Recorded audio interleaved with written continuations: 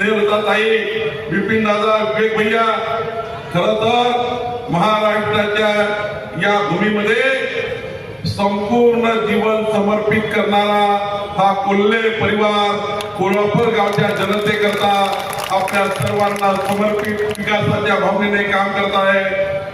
बंधू भगिनींनो, मी जेव्हा 2004 ला आमदार झालो, आज 22 वर्ष मी विधिमंडळात आहे, पण मला अभिमान आहे मी ऊर्जा मंत्री असताना 2014 मध्ये माननीय स्नेहलताताई कोल्हे निवडून आल्या.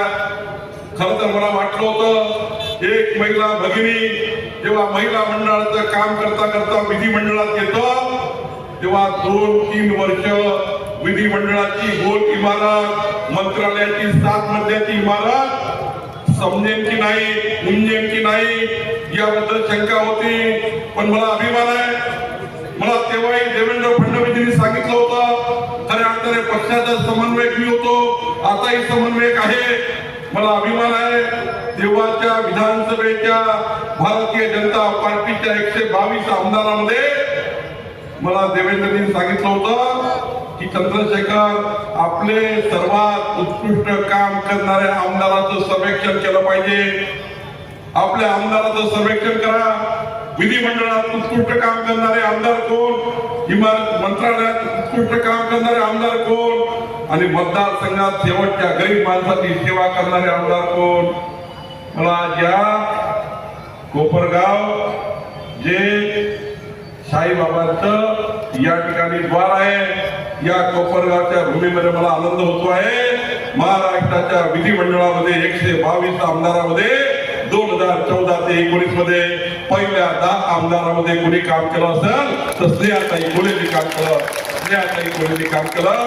मला या गोष्टीचा अभिमान आहे. कोपरगावच्या जनतेने स्नेहाताईला निवडून दिलं आणि कोपरगावच्या विकासाचे दार उघडे झाले. खरं तर आज विवेकचं मला अभिनंदन करायचं आहे. आजही विवेक आमदार नाहीये, कुठल्या पदावर नाहीये, पण आजही मंत्रालयाचे 7 मजले खालीवर चढून आपल्या कोपरगावच्या जनतेने दिलेलं प्रेम या ठिकाणी व्यक्त करण्याकरता रात्र दिवस सकाळ संध्याकाळ काही गरज नसतं. एखादा माणूस आमदार झाला नाही त्याला मंत्रालय चढायची. पण मला अभिमान आहे आजही स्नेहलताताई, आजही आमच्या या ठिकाणी विवेक भैया आपण मंत्रालयाच्या पायऱ्या चढतायत. आजही विधिमंडळात आपण येतात आहे.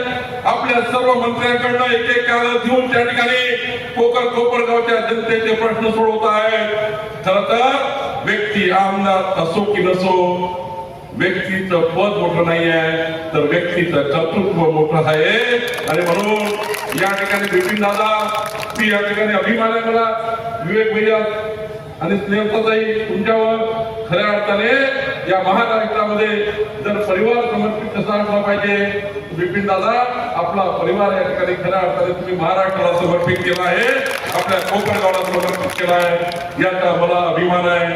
देशाचे गृहमंत्री अमित भाई शाह यांनी आपल्या गावाचा गौरव केला. माननीय मुख्यमंत्री देवेंद्र फडणवीसांनी कार्याचा गौरव केला. खऱ्या अर्थाने विकासाच्या शेवटच्या व्यक्तीला केंद्रबिंदू ठेवून आमदार खासदार हे पद मिळवण्याकरता नाहीये, आमदार खासदार मंत्रीपदे मिळवण्याकरता नाहीये, मी मंत्रीपदावर मिळवण्याकरता नाहीये. आमचं काम आहे कुठलाही सरकार, कुठलाही आमदार खासदार हा समाजाच्या शेवटच्या व्यक्तीच्या कल्याणाचा मार्ग असतो. मंत्रीपद आमच्याकरता साध्य नाहीये, हे समाजाच्या शेवटच्या गरीब माणसाच्या कल्याणाचं साधन आहे. ही कुलपाची चाबी आहे. आणि बंधू भगिनींनो, खऱ्या अर्थाने विकासाचा हा या ठिकाणी प्रचंड झंझावात आपल्याला पुढच्या काळात न्यायचा आहे. 20 तारखेची निवडणूक ही पराग संघांच्या नशिबाची नाहीये. ही निवडणूक स्नेहलताताई कोल्हेच्या नशिबाची नाहीये. ही निवडणूक विवेक कोल्हेच्या नशिबाची नाहीये. ही निवडणूक चंद्रशेखर बावनकुळेच्या नशिबाची नाहीये, देवेंद्र फडणवीसच्या नशिबाची नाहीये. ही निवडणूक माननीय पंतप्रधान नरेंद्र मोदीजीच्या सरकारकडनं येणाऱ्या 55 योजना पराग संघांच्या माध्यमातून कोपरगावच्या समाजाच्या शेवटच्या माणसाकरता पोहोचवण्याची निवडणूक आहे. 20 तारखेची निवडणूक देवेंद्र फडणवीसच्या सरकारकडनं येणाऱ्या 48 योजना पराग संघांच्या माध्यमातून कोपरगावमध्ये आणणारी निवडणूक आहे. राधाकृष्ण विखे पाटीलजी पालकमंत्री म्हणून पालकमंत्री योजनेतल्या 22 योजना पराग संधानच्या माध्यमातून कोपरगावमध्ये आणणारी निवडणूक आहे। आणि बंधू भगिनींनो, विवेक भैया आणि स्नेहलताई तुमच्या माध्यमातून मुख्यमंत्री आणि मी सही करतो, त्या सही करून या कोपरगावच्या जनतेच्या विकासाकरता जो तुम्ही संकल्प केला आहे त्या संकल्प पूर्तीची निवडणूक 20 तारीख आहे। त्या संकल्प पूर्तीची निवडणूक 20 तारीख आहे। बंधू भगिनींनो, मी पराग संतांना विनंती करणार आहे, पराग निवडून आल्याबरोबर विकसित कोपरगाव 2029, विकसित कोपरगाव 2029, विकसित कोपरगाव 2029, विकसित कोपरगाव 2035, विकसित कोपरगाव 2047 चा विकास आराखडा विवेक संधान या ठिकाणी पराग संधान आपल्याला करायचा आहे। देवेंद्र फडणवीसजींनी मला वचन देऊला सांगितलं आहे, तुम्हाला शब्द द्यायला सांगितलं आहे, विकसित कोपरगाव करता जो विश्वासनामा पराग संधान आपण दिलाय त्या विश्वासनामाला लागणारा जेवढा निधी लागेल तेवढा निधी महाराष्ट्र सरकार कोपरगावला देणार आहे, विकसित कोपरगावला देणार आहे। देवेंद्र फडणवीसजींनी विकसित महाराष्ट्राचा संकल्प केला, पण स्नेहलताई आपल्याला विकसित कोपरगावचा संकल्प मांडायचा आहे। मी तुम्हाला एवढंच सांगेन की 2047 मध्ये कोपरगावमध्ये 23 वर्षानंतर जी जनसंख्या राहणार आहे त्या जनसंख्येला लागणारा विकास आराखडा, त्या जनसंख्येला लागणारा विकास आराखडा तयार करण्याची जबाबदारी पराग तुमच्यावर आहे। हा विकास आराखडा लवकरात लवकर घेऊया। पहिल्या मजल्यावर माझं कार्यालय आहे, मी माझ्या कार्यालयात येऊन 6व्या मजल्यावर मुख्यमंत्री देवेंद्र फडणवीसची सही घेण्याची जबाबदारी माझी आहे। आपण काळजी करू नका, विकसित कोपरगावचा निर्णय आपण करणार आहोत। बंधू भगिनींनो, खऱ्या अर्थाने आपल्या सरकारने माननीय देवेंद्रजींनी संकल्प केला आहे, आपल्या देशामधल्या मध्य प्रदेश छत्तीसगड मध्ये जिथे भाजपाचं सरकार आहे त्या ठिकाणी लाडक्या बहिणीची योजना सुरू राहणार आहे। आणि महाराष्ट्रात जोपर्यंत देवेंद्र फडणवीसचं महाराष्ट्रामध्ये भाजपाचं सरकार आहे, महायुतीचं सरकार आहे, तोपर्यंत लाडक्या बहिणीची योजना सुरू राहणार आहे। आणि एवढंच नाही तर माननीय स्नेहलताई तुम्हाला मी विनंती करतो, मी नागपूरमध्ये आता 2200 महिला बचत गटांना आमच्या लाडक्या बहिणीचे बचत गट तयार करून कोऑपरेटिव्ह बँक तयार करून आमच्या लाडक्या बहिणींना 1 लाख रुपये अनुदान एका बचत गटाला देण्याचा निर्णय आम्ही केला आहे। पराग निवडून आल्याबरोबर प्रत्येक वर्षी 500 महिला बचत गटाची यादी तयार कर। मी तुम्हाला या बचत गटांना 1 लाख रुपये अनुदान आणून देण्याची जबाबदारी या ठिकाणी घेण्याचा निर्णय करतो आहे। आपण काळजी करू नका।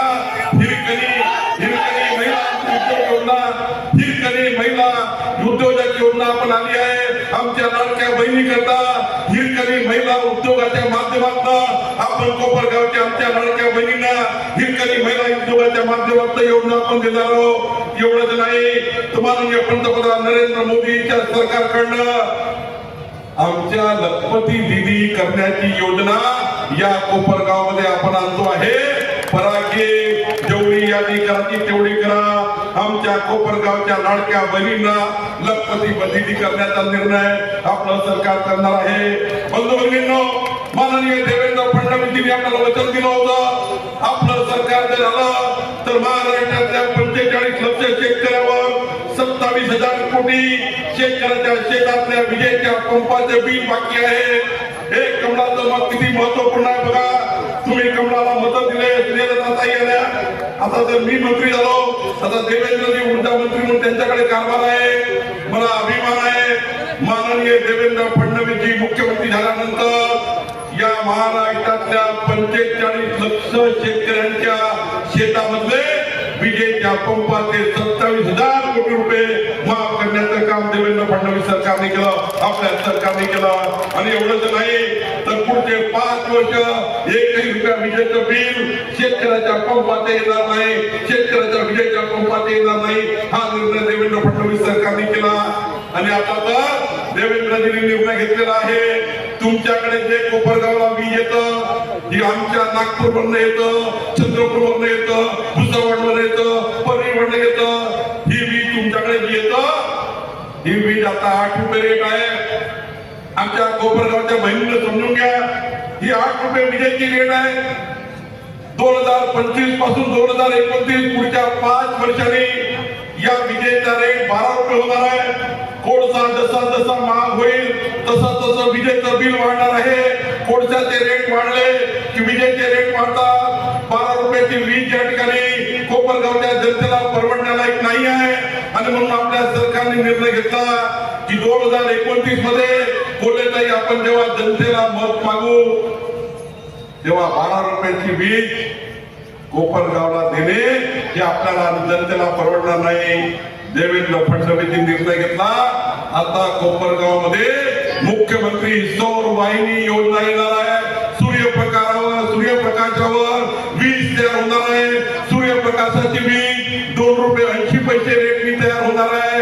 2 रुपये 80 पैसे रेटनी सूर्यप्रकाशावर वीज तयार होणार आहे.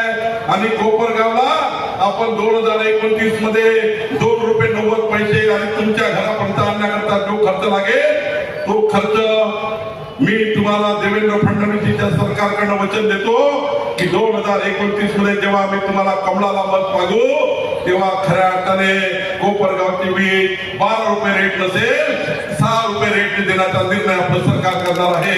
6 रुपये रेटने विजेचा रेट आपण देणार आहे.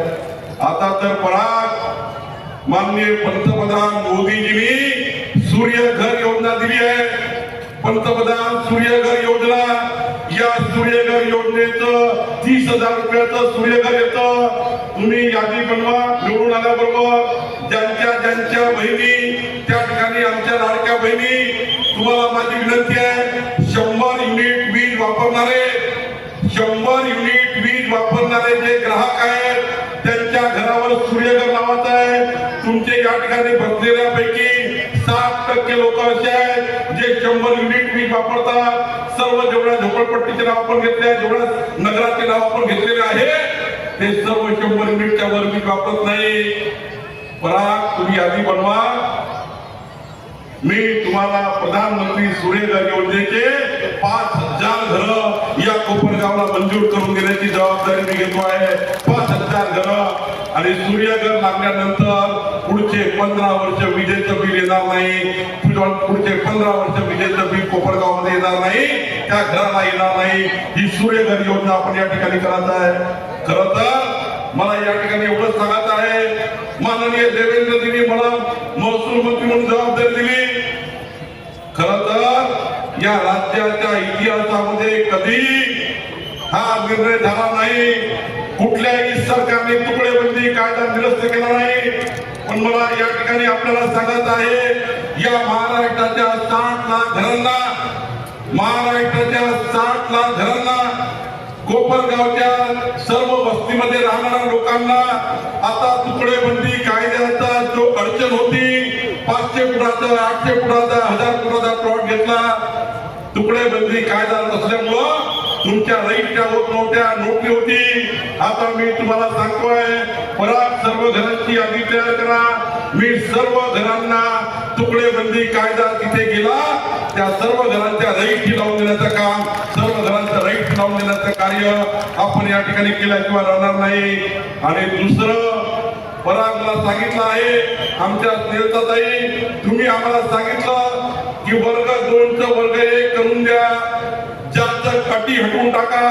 मी कोपरगावच्या सभेत या ठिकाणी तुम्हाला वचन देतो की तुमचे जेवढे क्लास 2 क्लास 1 आहे या ठिकाणी सर्व अटी बाजूला करून कोपरगावचा संपूर्ण क्लास 2 क्लास 1 करण्याचा निर्णय या ठिकाणी करण्याची योजना, ही जबाबदारी महसूल मंत्री म्हणून माझी आहे आणि त्यामुळे करणार आहे. बंधू भगिनींनो, महाराष्ट्राच्या सरकारने कधीच निर्णय घेतला नव्हता. तो ऐतिहासिक निर्णय देवेंद्र फडणवीस सरकारने घेतला.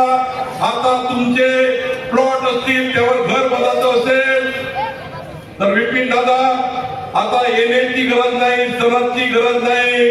तुमच्या कोपरगावमध्ये आता नवीन घर बांधायचं असेल, कुणाला घराचं बांधकाम वाढवायचं असेल तर येण्याची टिपीची कुठल्याही सणाची गरज नाही.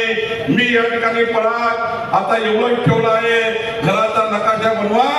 आमच्या तहसीलदार योगकडे जायची गरज नाही. घराच्या नकाशा बनताबरोबर फप्पा मारला परागनी तिकडं बांधकाम चालू करता येतं, असा निर्णय आम्ही या ठिकाणी करून दिलेला आहे. बंधू भगिनींनो, खऱ्या अर्थाने प्रधानमंत्री घरकुल योजनेचे 30 लाख घर माननीय पंतप्रधान मोदीजींनी 30 लाख घर महाराष्ट्रात दिले आहे. मी तुम्हाला वचन देतो, 5000 घर कोपरगावला आणून देण्याची जबाबदारी चंद्रशेखर बावनकुळेची माननीय देवेंद्र फडणवीसजीकडनं आहे. या ठिकाणी प्रधानमंत्री योजनेचे घर आपण देणार आहोत. आणि स्नेहलताई, तुम्ही मला मागणी केली होती पण तुम्ही आज सांगितलं नाही, तुम्ही घाईत विसरून गेल्या. कोपरगाव मध्ये इंग्रजांच्या काळानंतर कधी सर्वे झाला नाही. इंग्रजांच्या काळाचा पहिले सर्वे झाला होता. कोपरगाव एवढंसं गाव दाखल होतं, पण आता कोपरगाव ज्या पद्धतीने नक्षावर आलेला आहे, निवडून आल्यावर विपिन दादा आपली नगरपालिकेचा ठराव घ्या. या नगरपालिकेच्या आमच्या नगरसेवकाला विनंती आहे, तुम्ही एक ठराव घ्या, आमचं कोपरगाव नक्षा योजनेमध्ये आणून द्या. माननीय पंतप्रधान मोदीजींनी देवेंद्र फडणवीसजींनी नक्षा योजना दिली आहे. तुमच्या कोपरगाववरनं, आपल्या कोपरगाववरनं आम्ही विमान उडवणार, इंडिगोचं विमान उडणार आहे. आम्ही तुम्हाला महसूल खात्याचं 1 मीटर बाय 1 मीटरचं विमान, आता नागपूर चालू आहे, उल्केश्वर 22,000 घर मोडले. हे विमान आपल्या ड्रोन सर्वे आपल्या कोपरगावचा करणार आहोत. मी तुम्हाला एवढंच गॅरंटी देतो, नक्षा स्कीम मध्ये आपले संपूर्ण घराचं सर्वेक्षण, हे जे घर आहे याचं सर्वेक्षण, प्लॉट किती आहे, बांधकाम किती आहे, या ठिकाणी संपूर्ण नकाशा कोपरगावच्या प्रत्येक घरांचा करून देण्याची जबाबदारी चंद्रशेखर बावनकुळेची आहे, महसूल मंत्रिमंडळाची आहे. 100 वर्षानंतर आपल्या 5व्या पिढीचा जरी पोरगा हे त्यांनी नक्षावर बघितलं की माझं घर कुठं आहे, माझी प्रॉपर्टी कुठं आहे, तुमच्या 5व्या पिढीच्या पोराला दिसेल की या ठिकाणी नक्षा योजनेमध्ये माझं घर, माझा प्लॉट, माझा त्या ठिकाणी मालमत्ता कुठे आहे. शेवटी गृह खात्याची जबाबदारी आहे. माननीय मुख्यमंत्री महोदयांकडे गृह खाता आहे. झोपून उठल्यापासून झोपतपर्यंत मनुष्याच्या जीवाचं रक्षण करणे, मनुष्याच्या जीवाचं रक्षण करणे सरकारची जबाबदारी, गृह खात्याची जबाबदारी आहे. पण तुमच्या समोर मी महसूल मंत्री म्हणून उभा आहे. तुमच्या सर्वांच्या मालमत्तेचं रक्षण करण्याची जबाबदारी महसूल मंत्री म्हणून माझी आहे. आणि त्यामुळे काळजी करायची गरज नाही. मी या ठिकाणी एवढंच सांगेन की नक्षा योजनेमध्ये घर बांधायला, घराचं नक्षा करायला पुण्यताई 4,000 रुपये खर्च येतो. हे घर मुलाला 4,000 रुपये खर्च येतो. पण आज मी साईबाबांचं दर्शन करून आलो. मी ठरवलंय, जसं मी कोपरगावला ठरलं होतं 220 केवी देईल, तर मी साईबाबांचं दर्शन करून आलो. तसं आज तुम्हाला मी कोपरगावला वचन देतो आहे, नक्षा योजनेमध्ये एकाही घराकडनं 1 रुपया घेणार नाही. संपूर्ण घरांना तुमच्या घरांचा लँड रेकॉर्ड, सिटी सर्वे करून देण्याची जबाबदारी देवेंद्र फडणवीस सरकारची, आमचीच आहे. आणि बंधू भगिनींनो, याकरता मी आज या व्यासपीठावर आलेलो आहे. नुसतंच 20 नगराचं नाही आहे, 20 नगराचा करणारच आहे. कारण पट्टे वाटपाचा मंत्री मी आहे.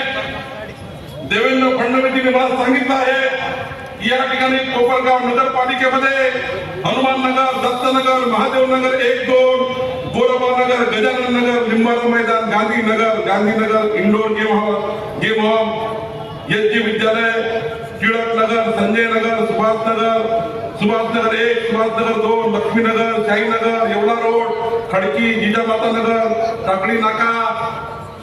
पुण्याताई, तुम्ही निवडून आल्याबरोबर या सर्व घरांची यादी तयार आहे. उद्यापासून फॉर्म भरून टाकायचा, आचारसंहितेत माहित नाही पण फॉर्म भरा. मी स्वतः महसूल मंत्री म्हणून कोपरगावला येऊन तुमचे सर्वांचे पट्टे वाटप करून देतो.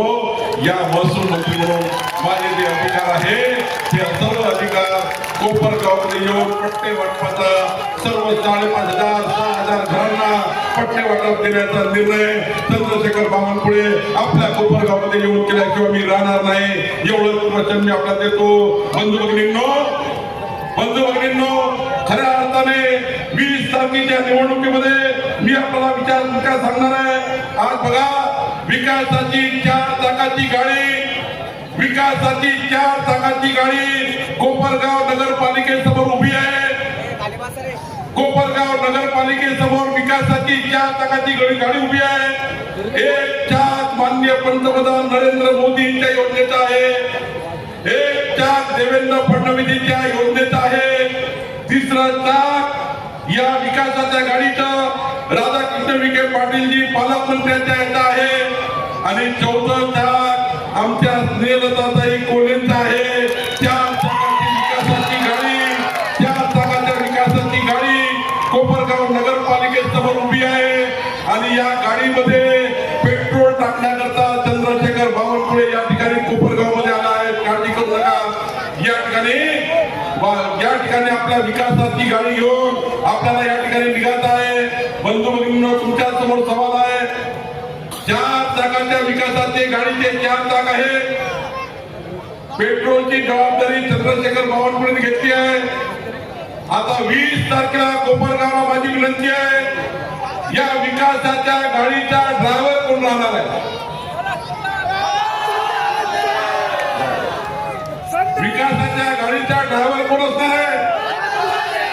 तुम्ही 20 तारखेला पराग संधानला प्रचंड बहुमताने विजयी करा.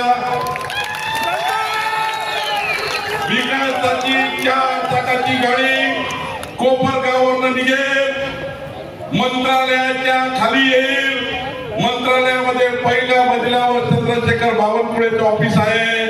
मी या विकासाचे सर्व संकल्प 6व्या मजल्यावर देवेंद्र फडणवीसजीकडे घेऊन जाईल आणि जे जे काही विश्वासनाम्यात तुम्ही सांगितलं ते पूर्ण काम या ठिकाणी पराग मी करून दिल्याशिवाय आपल्याला राहणार नाही.